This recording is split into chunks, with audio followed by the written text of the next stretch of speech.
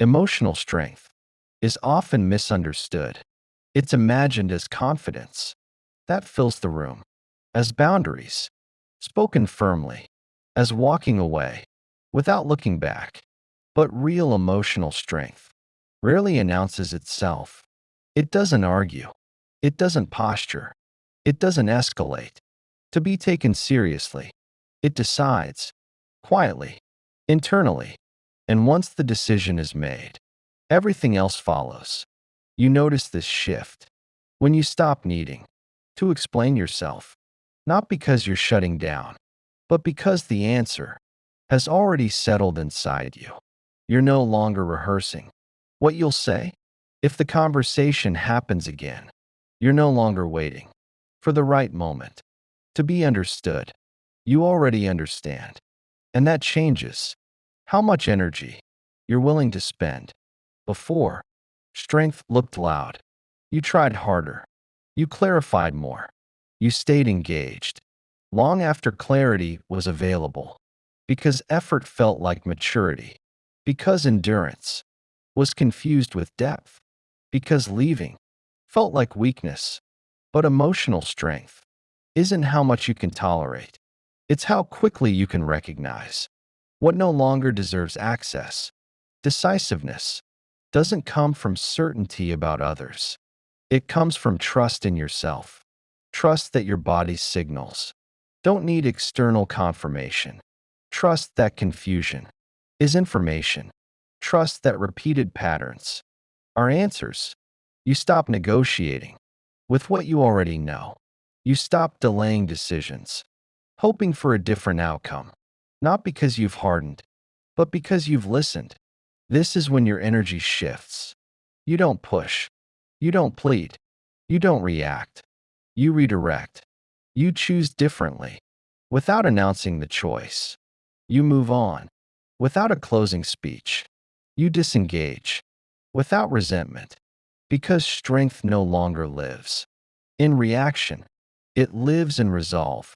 You see it in how you pause instead of responding immediately, in how you don't chase clarity from people who avoid it, in how you stop over explaining your boundaries, not out of pride, out of peace. Decisiveness feels calm because it's aligned. There's no inner debate, no emotional tug of war, no need to convince yourself. When something isn't right, you don't spiral, you observe. When something costs you clarity, you don't rationalize, you choose distance. And when something feels safe, you don't overanalyze, you stay present. This is emotional strength. Not loud, not dramatic, but unmistakable. It's the moment you stop trying to manage outcomes and start honoring your inner signal. It's when your nervous system doesn't need chaos to feel alive. It's when peace becomes non-negotiable. And once you experience this kind of strength, you don't go back. Because decisiveness isn't about control, it's about self-respect. Decisiveness doesn't start in your words, it starts in what you no longer negotiate. You feel it when something inside you goes quiet instead of tense. Before, every decision felt heavy. You weighed outcomes. You imagined reactions. You rehearsed conversations that hadn't happened yet. Not because you were indecisive, but because you were trying to stay emotionally safe in environments that required constant self-adjustment. Your nervous system was scanning for threat, for disconnection, for abandonment, for misunderstanding. So you delayed, you waited, you hoped clarity would arrive from the outside. But decisiveness grows when you stop outsourcing trust, when you stop asking other people's comfort to validate your inner signal. You begin to notice how often indecision was actually self-betrayal in a softer form, staying when your body said no, explaining when silence would have protected you, giving more time to situations that had already shown their limits. Decisiveness is the moment you stop asking, "How do I make this work?" and start asking, "How does this feel in my body?" And the answer is immediate. Your body never hesitates. It tightens, it relaxes, it pulls forward, it withdraws. The mind delays, the body knows. Emotional strength is learning to trust that first signal without needing proof. You don't need a dramatic reason to step back. You don't need a final straw to choose differently. You don't need closure to close a door. Decisiveness is quiet because it's internal. You stop building cases against people. You stop cataloging evidence. You simply see, and seeing is enough. This is where boundaries change. They stop being something you announce. They become something you embody. You answer slower. You share less. You stop over access, not to punish, not to test, but to preserve clarity. You don't explain the shift because you're not confused about it.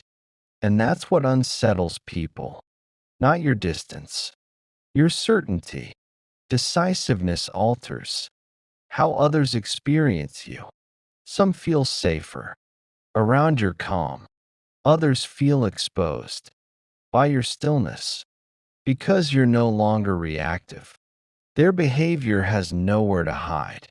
You're not matching intensity. You're not mirroring chaos. You're not soothing discomfort. That isn't yours. You allow silence to do its work.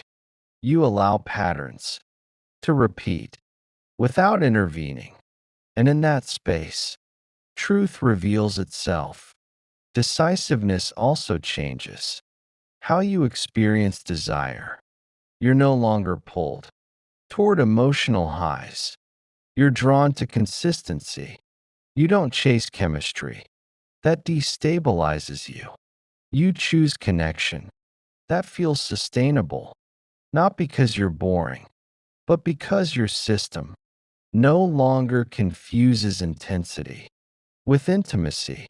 You recognize that loud emotions often mask uncertainty, that urgency often hides avoidance, that passion without safety comes at a cost, and you're no longer willing to pay it.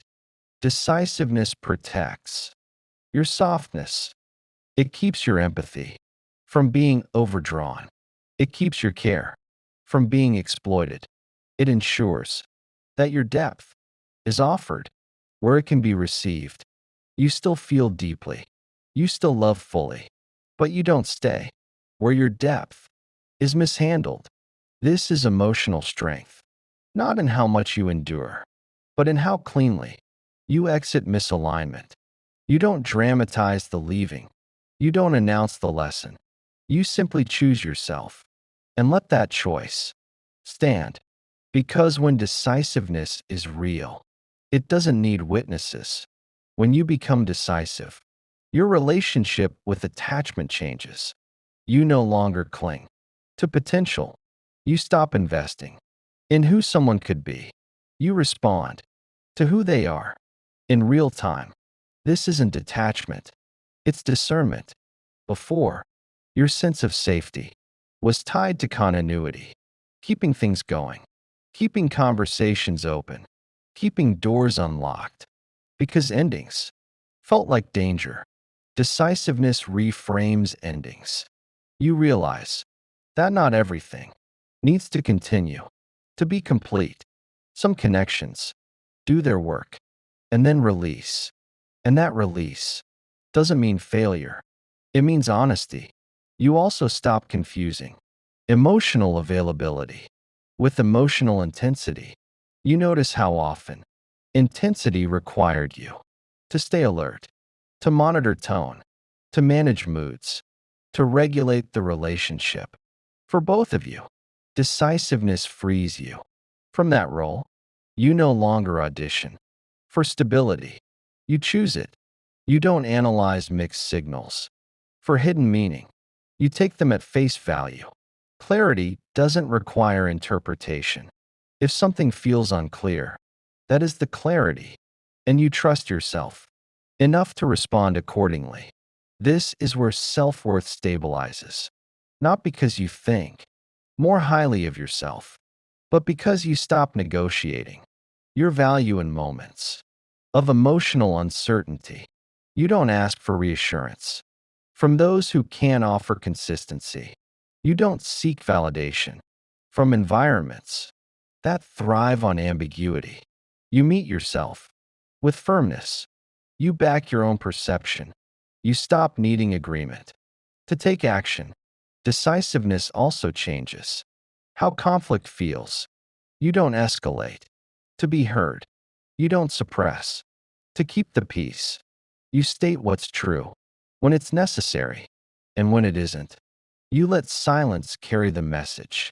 You understand that not every misunderstanding is meant to be resolved. Some are meant to be observed. You see how people respond when you don't chase resolution. Some step forward, some fall away. You don't interfere with either outcome. You let reality organize itself. This creates a different kind of power, not control, not dominance, but self-alignment. Your decisions stop being reactive. They become cumulative. Each choice builds trust between you and your body. Each boundary honored strengthens that trust until decisiveness feels natural, until choosing yourself feels obvious, until walking away feels calm. Not because you stopped caring, but because you stopped doubting what you already knew. And once doubt releases its grip, you realize something quietly profound. You were never indecisive. You were just trying to survive in spaces that required self-abandonment. Decisiveness returns you to yourself. And from that place, every choice becomes simpler. At some point, decisiveness stops feeling like a choice. It becomes your baseline. You don't wake up debating your worth. You don't scan rooms for cues about how to be. You don't adjust your truth to maintain access. You move from a center that feels settled, and that settled feeling is what emotional strength actually looks like. It's not confidence that needs reinforcement. It's not boundaries that need defending. It's an internal alignment that doesn't fracture under pressure. You notice how little you need to explain now, how often silence does the work for you, how rarely you feel compelled to correct, clarify, or convince. Decisiveness has freed you from performance. You're no longer managing perceptions. You're honoring signals, and those signals have become consistent.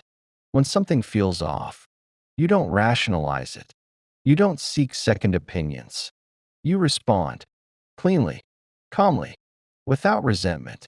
You also stop confusing love with endurance. You no longer believe that staying longer proves depth. You understand that choosing yourself early is a form of care for you and for others, because clarity prevents damage. Decisiveness doesn't harden you, it softens you in the right places. Your empathy becomes selective. Your openness becomes earned. Your energy becomes protected. You still feel deeply, but you don't pour into empty spaces. You don't chase reciprocity. You recognize it. You allow people to meet you where you are or not meet you at all. And you don't take either personally.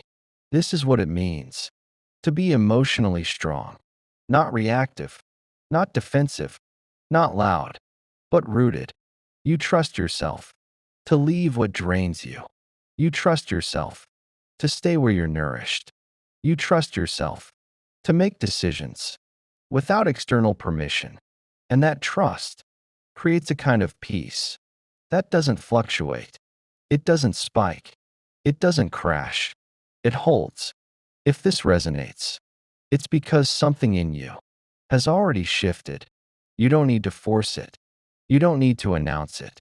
Just keep choosing what feels aligned over what feels familiar, and let decisiveness do the rest.